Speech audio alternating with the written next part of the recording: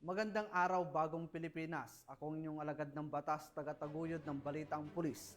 Patrolman Julius Sam Acad, maghatid sa inyo ng tamang balita, kwento ng pulis at serbisyo para sa mamamayan, at ito ang PNP News Online.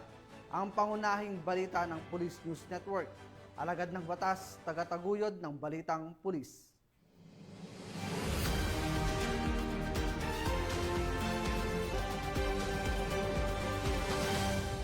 Narito ang mga balitang dapat niyong abangan.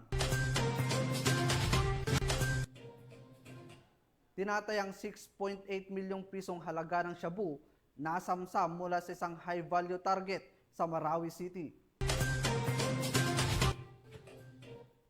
Pasaherong kararating lamang sa bansa mula Dubai, inaresto dahil sa may kabinbin na kaso. At dalawang individual arestado ng PNP-ACG sa iligal na pagbebenta ng ATM card online.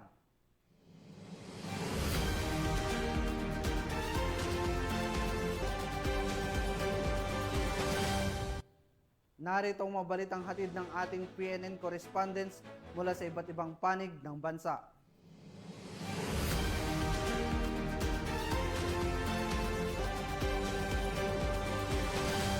Simulan natin ang balita mula sa bahagi ng Luzon.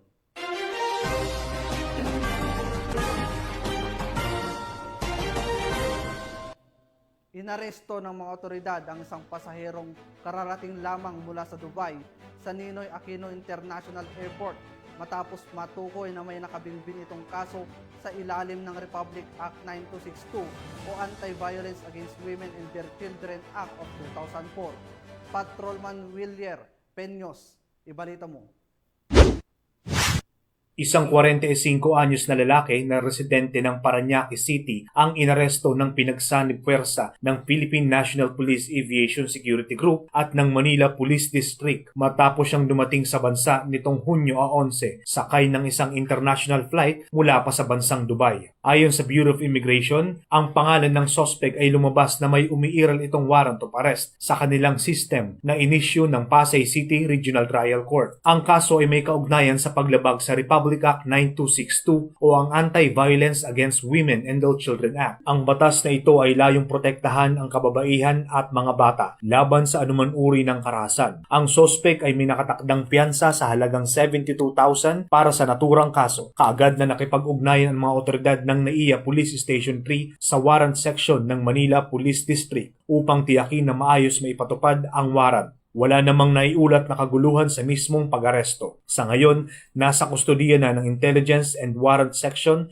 ng Police Station 11 MPD ang suspect para sa kaukulang dokumentasyon at pagsasailalim sa legal na proseso. Mariing paalala ng mga otoridad sa publiko ang patuloy na pagsunod sa batas sapagkat ang sino mang may kinakaharap na kaso ay maaaring arestuhin sa anumang oras kahit pa sila ay galing sa ibang bansa. At mula dito sa tagapangalaga ng seguridad ng paliparan ng bansa, ako ang inyong PNN correspondent, Patrolman Willier Peños, alagad ng batas, tagataguyod ng Balitang Pulis. Maraming salamat, Patrolman Peños. Arestado ang dalawang individual sa magkahiwalay na operasyon na ikinasa ng Northern District Anti-Cybercrime Team sa Caloocan City, kaugnay sa iligal na pagbebenta ng ATM cards sa online platforms. Ang report mula kay Patrolwoman Mary Grace Artezuela. Matagumpay na naaresto ang dalawang individual sa magkasunod na operasyon na isinagawa ng mga operatiba ng Northern District Anti-Cybercrime Team, katuwang ang Caloocan City Police Station sa Caloocan City, dahil sa illegal na pagbebenta ng ATM cards sa online platforms.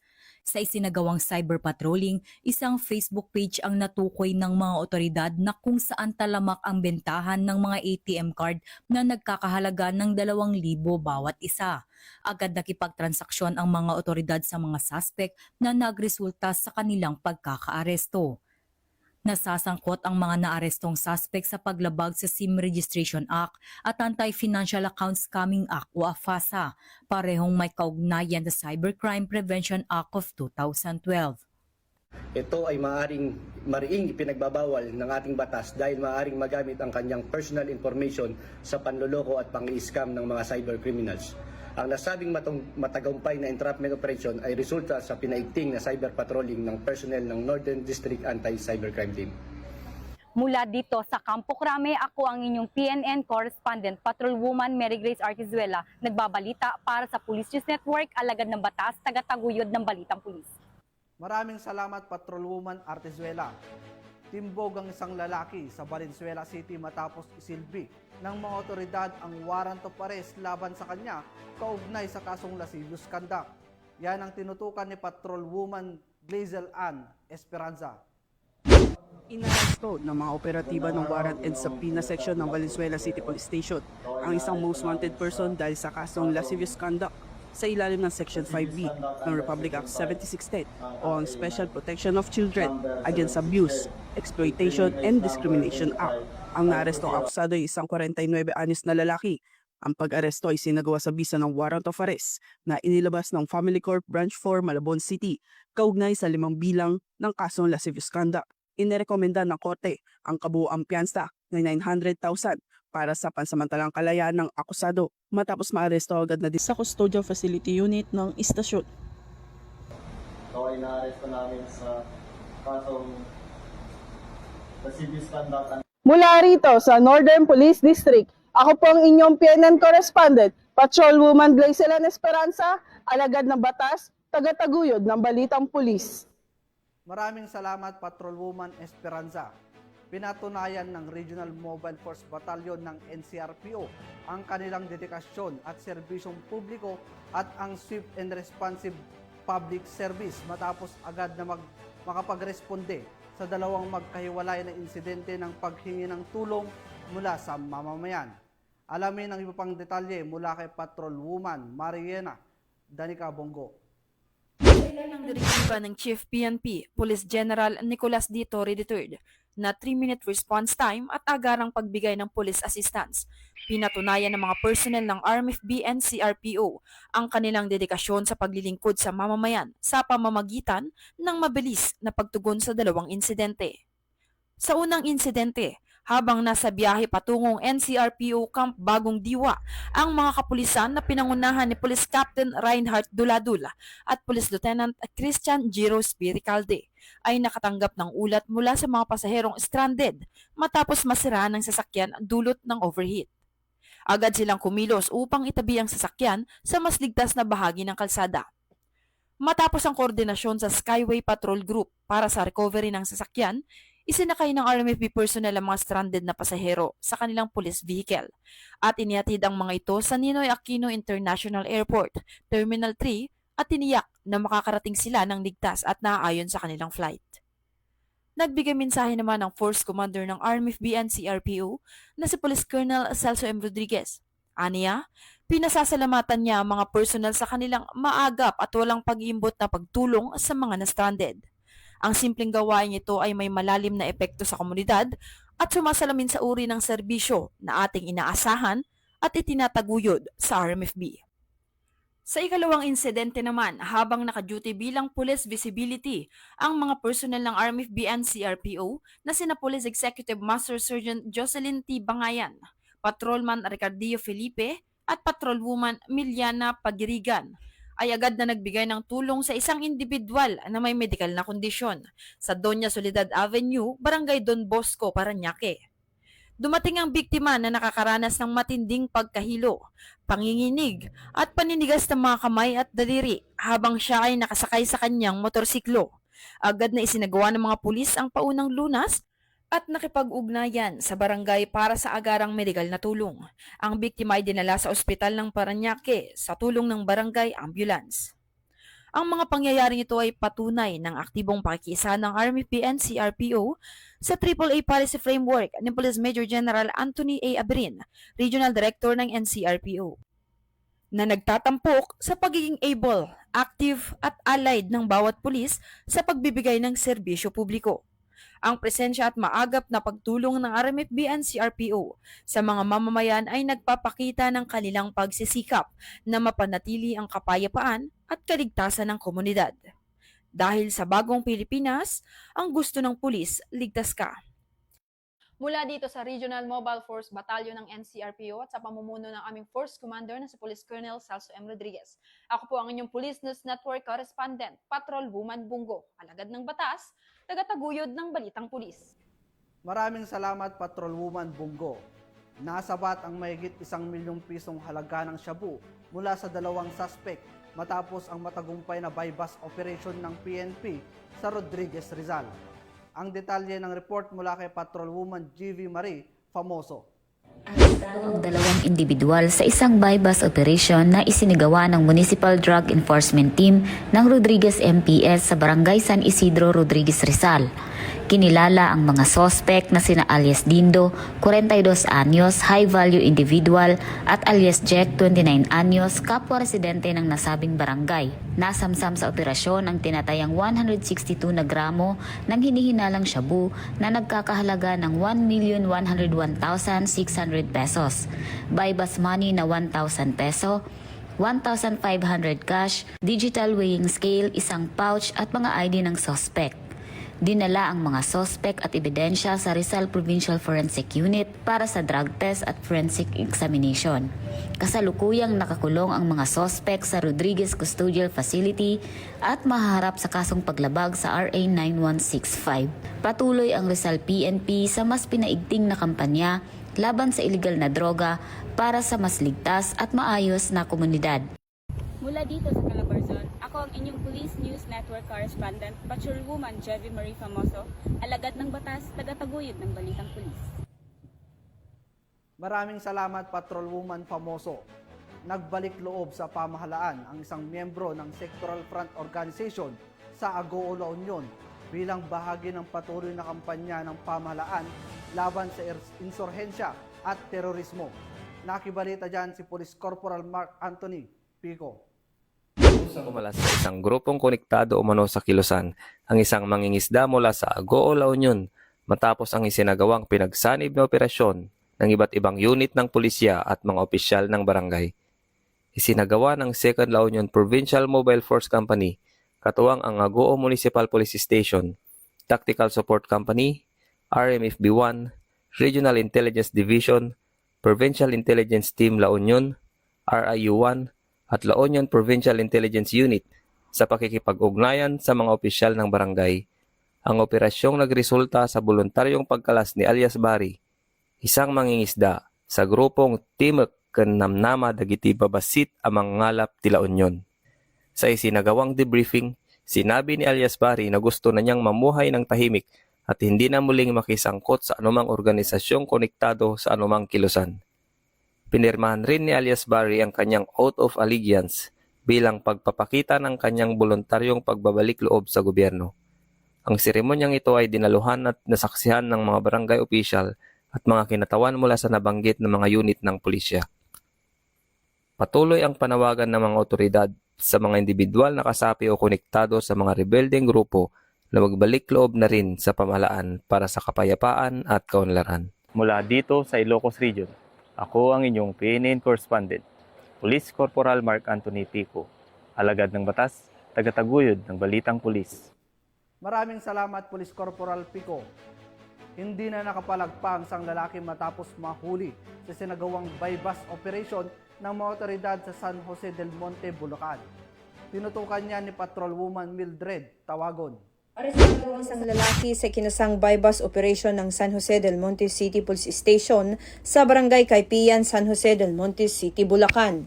Kinilala ni Police Lieutenant Colonel Edelmar G. Alviar, hepe ng nasabing istasyon na si alias TJ, 30 taong gulang, binata, walang trabaho at residente ng nasabing lugar. Dakong alas 6 ng gabi ng nasabing operasyon na nagresulta sa pagkakasabat ng hinihinalang shabu na may timbang na 15 gramo, na may standard drug price na humigit kumulang 102,000 pesos. Dinala sa San Jose del Monte Satellite Forensic Office ang sospek at mga ebidensya para sa drug test at laboratory examination. Kasalukuyang inihahanda ang kasong kriminal na isasampa laban sa kanya. Patuloy ang maigting na kampanya ng Bulacan PNP sa ilalim ng pamumuno ni Police Colonel Franklin Palasi Istoro Officer in charge ng Bulacan Police Provincial Office laban sa iligal na droga bilang bahagi ng kanilang layunin na panatilihin ang kapayapaan at kaayusan sa lalawigan. Mula dito sa Bulacan Police Provincial Office, ako ang inyong PNN Correspondent, Patrolwoman Mildred A. Tawagon, alagad ng batas, tagataguyod ng Balitang Pulis. Maraming salamat, Patrolwoman Tawagon. Nakiisang mga tauhan ng Ipasindayaw Cups sa pagsasagawa ng Oplan Balik Eskwela sa bayan ng Puntol, Apayao bilang bahagi ng kanilang suporta sa pagbubukas ng klase para sa school year 2025-2026. Yan ang balitang hatid ni Patrolwoman Jesly Sabado. Sagawa ng Ipasindayaw Cups ang Oplan Balik Eskwela sa Kakalagan Elementary School at Kakalagan Child Development Center sa Barangay Kakalagan, Puntol, Apayao noong 13 ng Hunyo taong kasalukuyan. Ang nasabing aktibidad ay pinangunahan ng mga tauhan ng Provincial Community Affairs and Development Unit sa pamumuno ni Police Lieutenant Colonel James S. Bauding, katuwang ang 1st Apayao Provincial Mobile Force Company, Provincial Medical and Dental Team at Puntol Municipal Police Station. Tampok sa programa ang mga talakayan hinggil sa anti-bullying, anti-terorismo at kahalagahan ng personal na kalinisan. Kasabay nito ang pamamahagi ng mga school supplies, tsinelas at bitamina sa mga bata.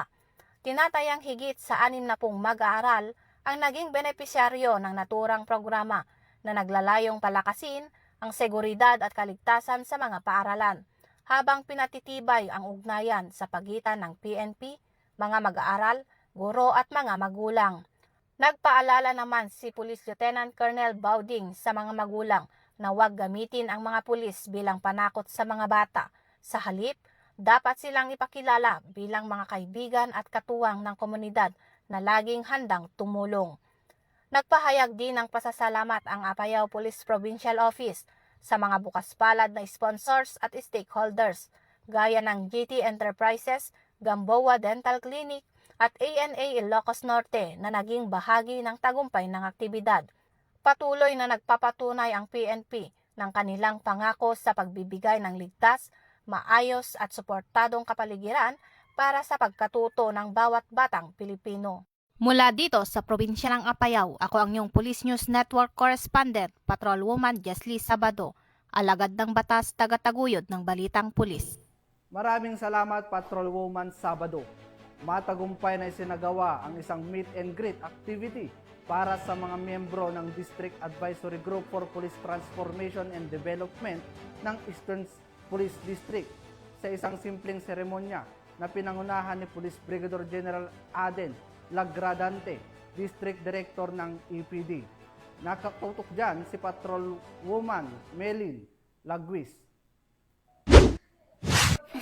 Ang Eastern Police District ay nagsagawa ng meet and greet sa mga miyembro ng District Advisory Group para sa mas matatag na ugnayan at makabuluhan ng transformasyon at pag-unlad sa buong distrito. Isang mahalagang pagtitipon ang isinagawa ng Eastern Police District kung saan formal na naganap ang meet and greet ng mga miyembro ng District Advisory Group for Police Transformation and Development or DAG-PTD. Pinangunahan ni Police Brigadier General Aden T. Lagradante, District Director ng Eastern Police District, ang mainit na pagtanggap sa mga kasapi ng advisory group na binubuo ng mga kinatawan mula sa iba't ibang sektor ng lipunan, kabilang na ang simbahan, akademya, negosyo, kabataan at media. Kasama din na dumalo sa nasabing aktibidad si Police Colonel Leonard L. Luna, DDDA at Chairman ng Technical Working Group at iba pang opisyales ng EPD. Layunin ng pagpupulong na ito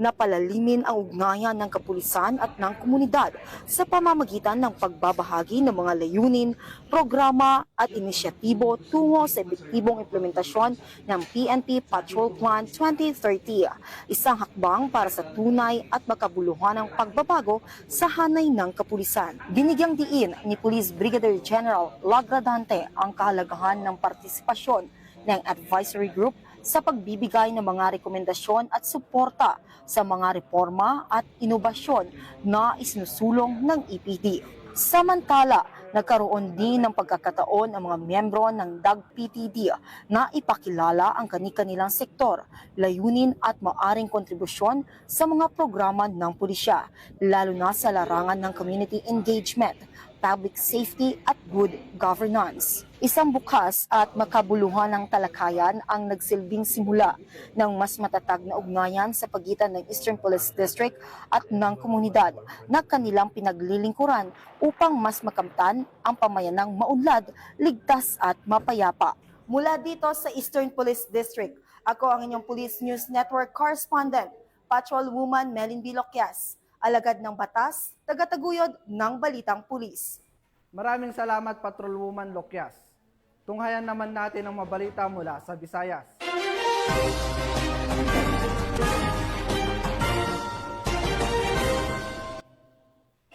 Sa presinto ang bagsak ng mag-live-in partner at ang kambayaw ng isa sa mga ito nang maaresto sa kinasang anti-illegal drugs operation ng otoridad sa lungsod ng Kabangkalan, Negros Occidental matapos silang maaktuhang nagbebenta at nag-iingat ng hininalang shabu.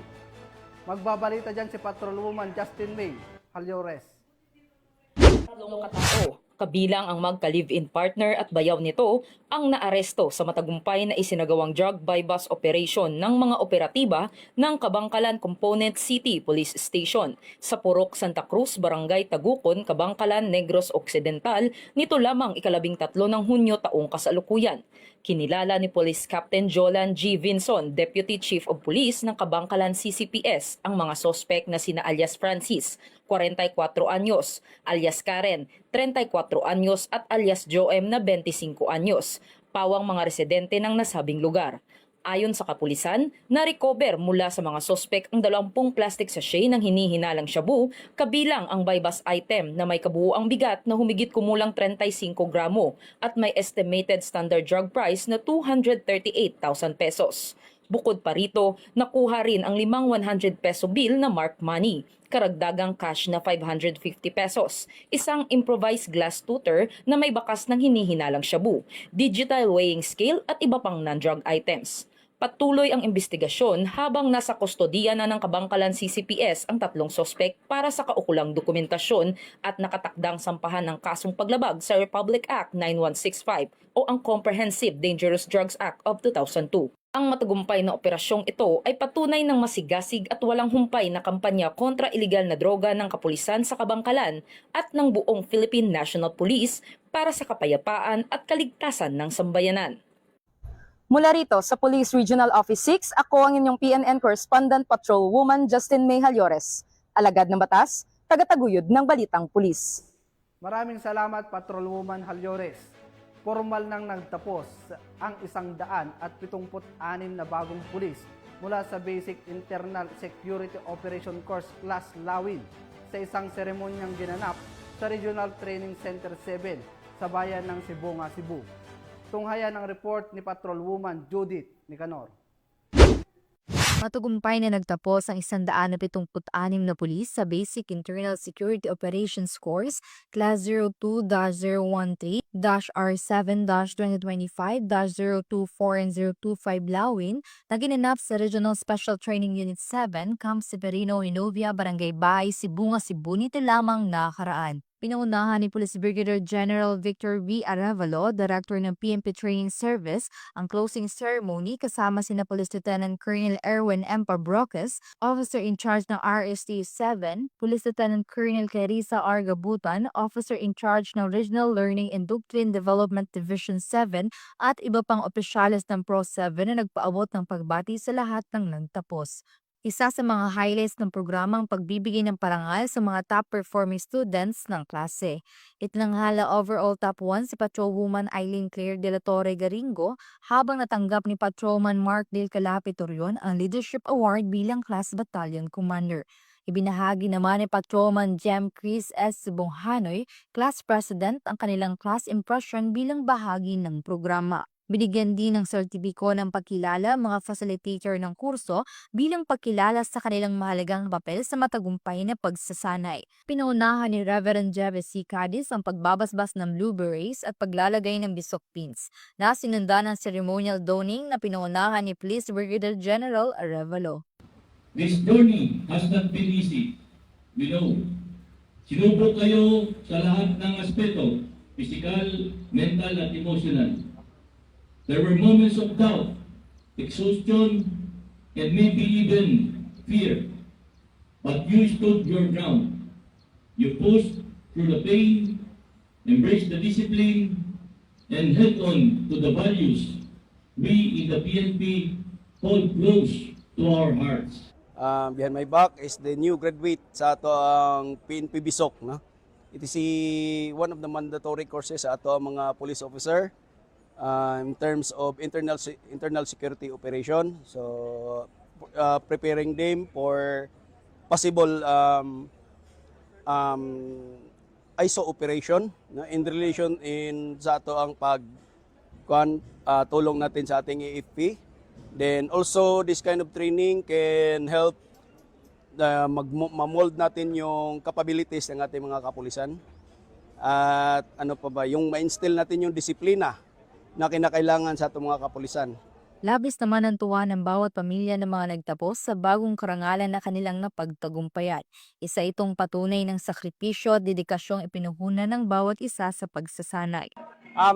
Yung application ng Bisok sa 5 minutes response time ni Chief PNP ay napakalaking aspeto at napakalaking factor dahil dito sa Bisok, bawal mag-relax. Dapat mag-decide ka, may discretion ka in a short period of time. Bawal ang pabagal-bagal. Tapos, yung 5 minutes, pag dito sa training, marami na nagagawa yan. Kaya, ang Bisok, very vital sa tinatawag na 5 minutes response time ni Chief PNP.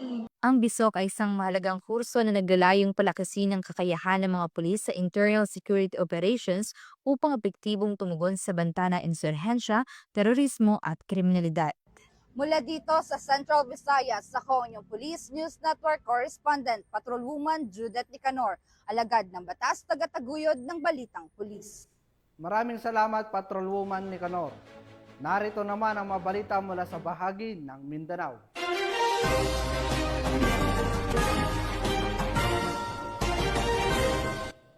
Sa isang matagumpay na operasyon ng mga pulisya kontra ilegal na droga, nasamsam ang tinatayang 6.8 bilyong piso halaga ng shabu mula sa isang high-value target sa Marawi City. Patrolwoman Veronica Laggi sa report. Nasamsam ang tinatayang 6,800,000 pesos halaga ng shabu mula sa naarestong high-value target sa isang matagumpay na anti-illegal drug operation ng mga operatiba sa Barangay Lilod, Sadok, Marawi City.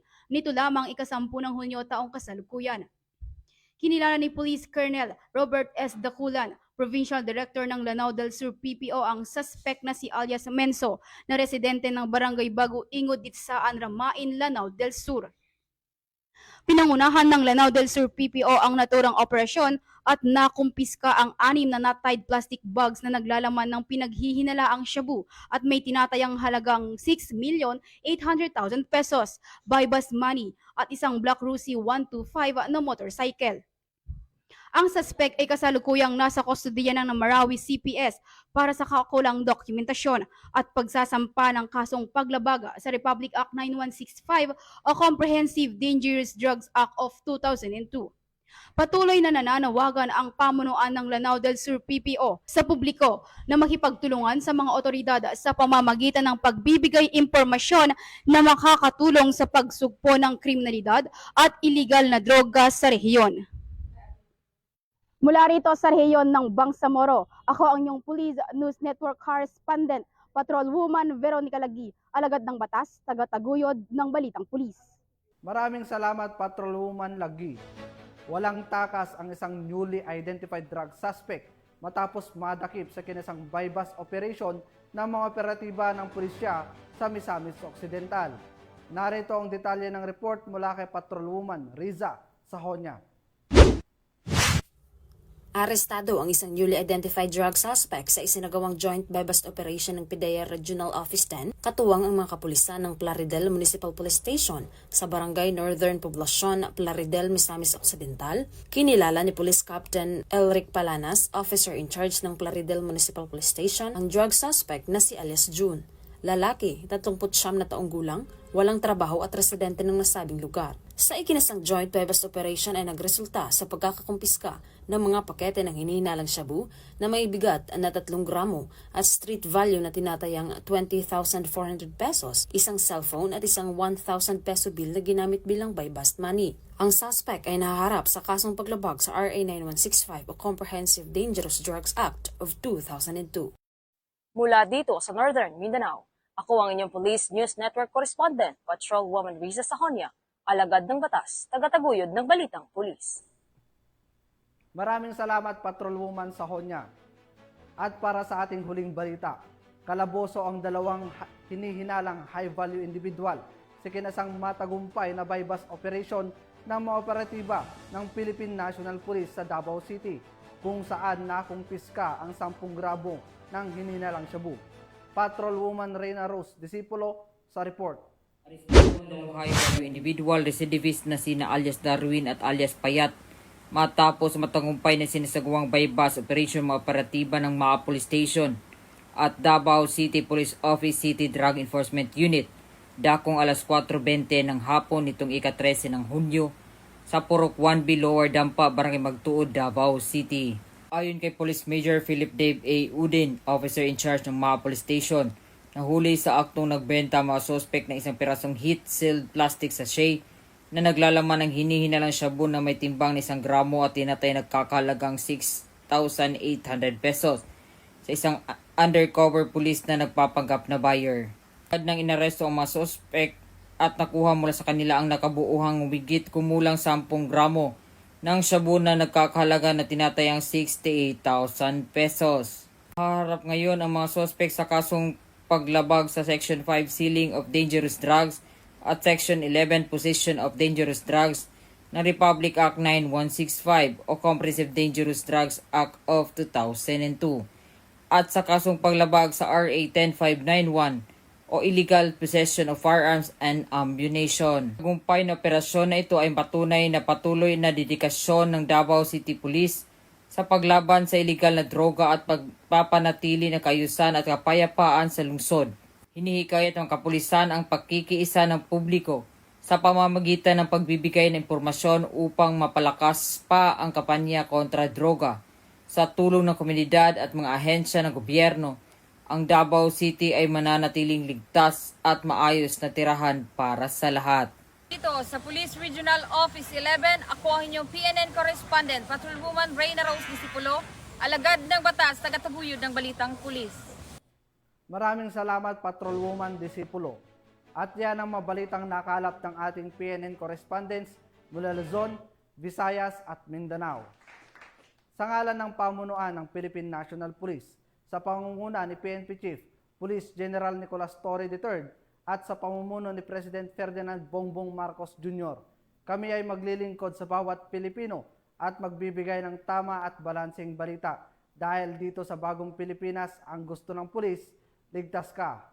Mula rito sa tanggapan ng tagapag-ugnay ng Pambansang Pulisya at sa pamumuno ng aming direktor na si Police Brigadier General Marvin Joe Saro, ako ang inyong alagad ng batas, tagataguyod ng balitang pulis, Patrolman Julius Sam Acad. Mag-aatid ng tamang balita, kwento ng pulis at serbisyo para sa mamamayan, at ito ang PNP News Online, ang pangunahing balita ng Police News Network.